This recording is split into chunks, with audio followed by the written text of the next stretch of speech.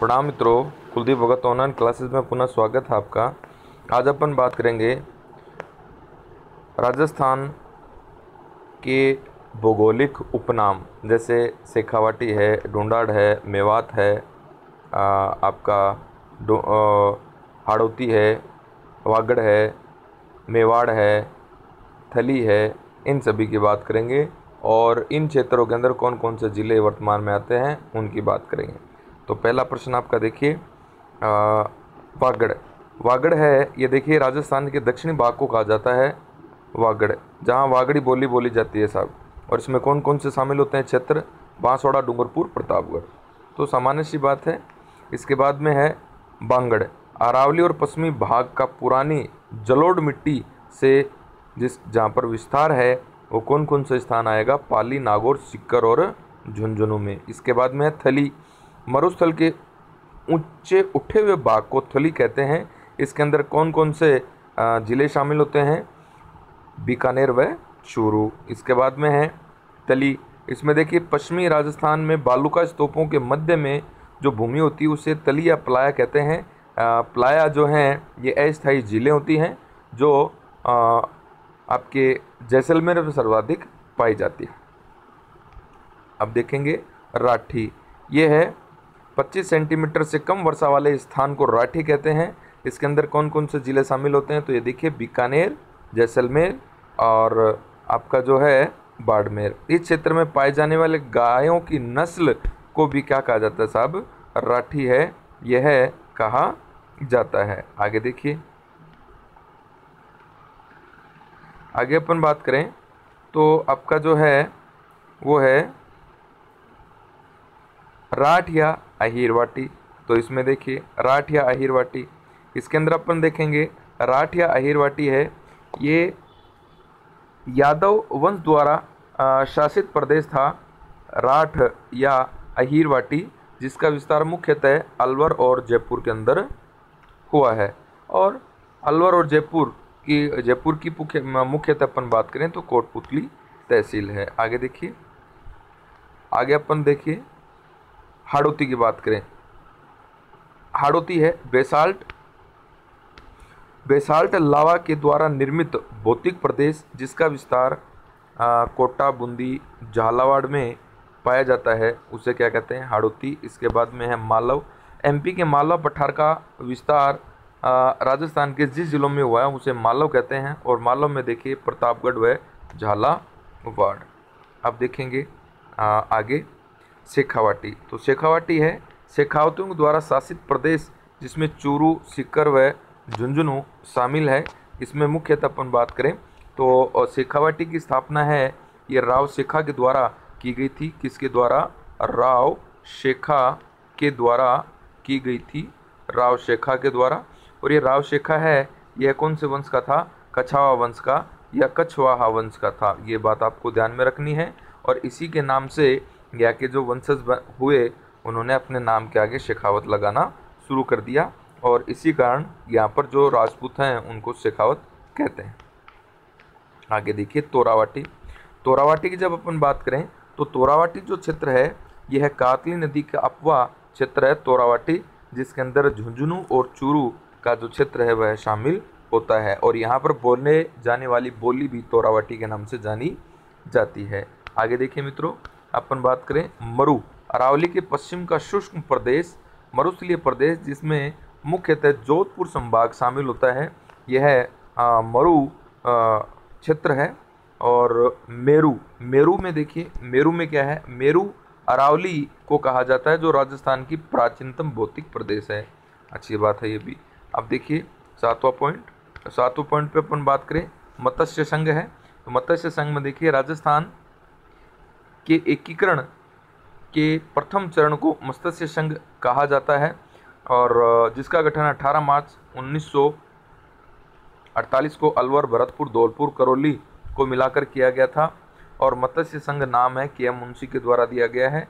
आप मेरी क्लास के अंदर और राजस्थान का एकीकरण देखेंगे तो बड़ा अच्छी तरीके से मैंने समझाया है, वो वीडियो आप देख सकते हो। यहाँ पर मत्स्य है, ये क्षेत्र कौन कौन सा है? मत्स्य है ये ऐतिहासिक दृष्टि से भी महत्वपूर्ण भी ये देखिए ऐतिहासिक दृष्टि से जनपद काल रहा है मत्स्य, और अलवर के दक्षिण भाग को मत्स्य कहा जाता है, जिसकी राजधानी क्या थी? बैराठ थी। नेक्स्ट आगे देखिए मेवात। मेवात की अपन बात करें तो देखिए मेवात है, मेवात अलवर भरतपुर जिले को कहा जाता है, क्योंकि इस क्षेत्र में मेव जाति का आधिपत्य है। पहले मेव जाति है यह हिंदू थी, और औरंगजेब के समय इस मेव जाति ने मुस्लिम धर्म ग्रहण कर लिया था। वर्तमान में अलवर भरतपुर के अंदर काफ़ी मेव हैं जो मुस्लिम धर्मावलंबी हैं। अब अपन बात करें तो देखेंगे मेवल। डूंगरपुर व बांसवाड़ा के मध्य पहाड़ी को मेवल कहा जाता है, मुख्यतः भील जनजाति का निवास क्षेत्र है ये। अब देखेंगे बीड़। तो देखिए बीड़ एक तरह से चारागाह भूमि होती है। बीड़ की अपन बात करें तो शेखावाटी के झुंझुनू जिले में पाए जाने वाले एक चारागाह भूमि है, जिसे बीड़ कहा जाता है। अच्छा, बीहड़ या डांग की अपन बात करें, एक शब्द पे ध्यान देंगे, एक तो बीड़ है, एक बीहड़ है। तो बीहड़ है या डांग है, ये चंबल नदी के क्षेत्र में अवनाली का अपर्दन के कारण भूमि उबड़ खाबड़ बन जाती है, उसे बीहड़ कहते हैं। इसके अंदर कौन कौन से शामिल होते हैं? डिस्ट्रिक्ट करौली, धौलपुर और सवाई माधोपुर। आगे देखिए अब अपन बात करते हैं भोराट की। भोराट है, ये देखेंगे आप, उदयपुर की गोगुंदा पहाड़ी और राजसमंद की कुंभलगढ़ पहाड़ी के मध्य का जो पठारी भाग है उसे क्या कहते हैं? भोराट कहते हैं। यह राजस्थान का दूसरा ऊंचा पठार है। आगे देखिए अब देखिए भोमट। भोमट की अपन बात करें, भोमट उदयपुर का दक्षिणी भाग, मुख्यतः डूंगरपुर के मध्य का पहाड़ी क्षेत्र भोमट कहलाता है। इस क्षेत्र में मुख्यतः भील जनजाति पाई जाती है। अब देखिए ब्रजनगर। झालावाड़ के झालरापाटन का प्राचीन नाम ब्रजनगर है। इसके बाद में अपन बात करें ब्रजनगर है, इसमें और देखिए भरतपुर जिले को भी कहा जाता है, और यूपी से यह लगा हुआ है। अब देखेंगे आगे, इसमें दोनों शब्दों में आप अंतर समझेंगे। एक तो है ब्रिजनगर, देखिए एक तो है आपका ब्रिजनगर, ब्रजनगर, और ये है ब्रिजनगर। एक तो है ब्रजनगर, एक ब्रिजनगर, तो दोनों में आप अंतर समझेंगे। 12वां जो प्रश्न है ये देखिए आप, मारवाड़। मारवाड़ की जब अपन बात करें, पश्चिमी राजस्थान को मारवाड़ कहा जाता है, मुख्यतः मारवाड़ी बोली बोली जाती है। और इसके अंदर कौन कौन से जिले शामिल होते हैं? मुख्यतः जोधपुर संभाग। नेक्स्ट देखेंगे मेवाड़। मेवाड़ की जब अपन बात करें तो मेवाड़ है, इसमें देखिए आप, मेवाड़ की जब अपन बात करते हैं, ऐतिहासिक काल में उदयपुर, चित्तौड़, राजसमंद, भीलवाड़ा के भाग को मेवाड़ कहा जाता था। मेरवाड़ा देखिए, मारवाड़ व मेवाड़ के मध्य में स्थित क्षेत्र जिसका विस्तार मुख्यतः अजमेर व आंशिक रूप से राजसमंद में शामिल है। एकीकरण का जो अंतिम चरण है 1 नवंबर 1956 में इसको क्या कर लिया गया था? शामिल कर लिया गया था। आगे देखिए, आगे ये आपका उसमें चित्र में दर्शाया गया है, तो कोई विशेष बात नहीं, चित्र को आपको देखना, अगर देखना चाहते हो तो मैं दिखा देता हूँ।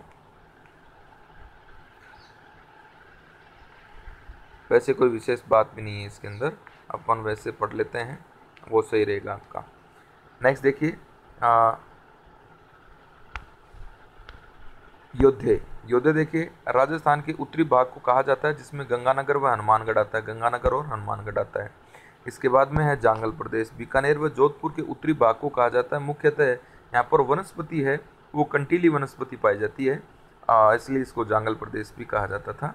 नेक्स्ट है अहिछत्रपुर। ऐतिहासिक काल में नागौर को कहा जाता था, जिसकी राजधानी जांगल हुआ करती थी। सपालदक्ष देखें, सपालदक्ष की जब अपन बात करें तो सपालदक्ष है, ऐतिहासिक काल में अजमेर को कहा जाता था। चौहानों का शासन था, चौहानों ने सर्वप्रथम यहीं पर शासन शुरू किया था। नेक्स्ट है ढूंढाड़। ढूंढ नदी के कारण इस क्षेत्र का नाम ढूंढाड़ पड़ा है। इसमें कौन कौन से जिले आते हैं? जयपुर, दौसा, टोंक का क्षेत्र है, ये ढूंढाड़ कहा जाता है। अब अपन बात करते हैं तो देखेंगे सूरसेन। ऐतिहासिक जनपद काल में राजस्थान के पूर्वी भाग को सूरसेन कहा जाता है। जिसके अंदर कौन कौन से क्षेत्र शामिल होते हैं? भरतपुर, करौली और धौलपुर के अंदर सूरसेन शामिल होते थे, वर्तमान में हैं। और इसकी राजधानी कौन सी थी? मथुरा थी। अब अपन बात करते हैं, तो आगे देखिए एक भीनमाल और देख ले आप।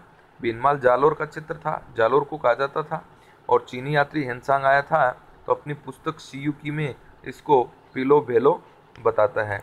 ये भीनमाल वाला जो प्रश्न है ये आप देखेंगे तो आपका, और मैंने इतिहास पढ़ाया है तो उसमें चौहान देखेंगे, उसमें आपको पता चलेगा। अच्छा, टॉपिक अच्छी तरह से समझाया है चौहानों का, उसमें आपको देखने को मिल जाएगा। है देखिए, है ऐतिहासिक काल में कोटा बूंदी के क्षेत्र को है कहा जाता था। अब देखिए शिवी, उदयपुर और चित्तौड़गढ़ के क्षेत्र को शिवी कहा जाता था, जिसकी राजधानी नगरी या मध्यमिका कहा जाता था इसे। ये अपन देखेंगे तो शिवी जो है ये जनपदों में भी शामिल हुआ करता था। नेक्स्ट अपन देखिए चंद्रावती, सिरोही का प्राचीन नाम था। और भूकंप रोधी इमारतों का अवशेष यहाँ पर क्या है? प्राप्त हुआ है। अब देखिए जवालीपुर, जवाल ऋषि के कारण वर्तमान में इस क्षेत्र का नाम है, ये पड़ा था। और जालोर क्षेत्र है वर्तमान में इसी क्षेत्र का नाम। और जाल वृक्ष है वो भी अधिक पाए जाते हैं यहाँ पर, इसके कारण इसका जालोर का नाम जालोर भी पड़ा है।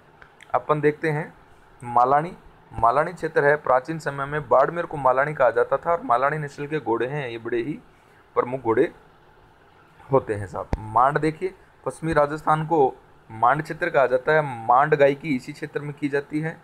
और जिसके चारों ओर का क्षेत्रफल है यह जैसलमेर में है, जो वल्ल के नाम से भी जाना जाता है। तो ये प्रमुख आपके जो प्रमुख प्रश्न थे वो थे राजस्थान के जो भौतिक जो क्षेत्र हैं उनके कुछ उपनाम थे, उन पे अपन ने चर्चा करी है। धन्यवाद।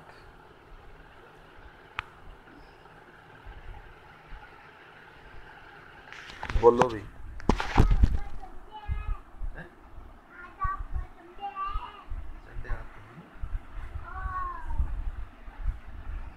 कहाँ, कैसे, क्या करना था? क्या करना था? अकेले नहीं खाए, नहीं खाए।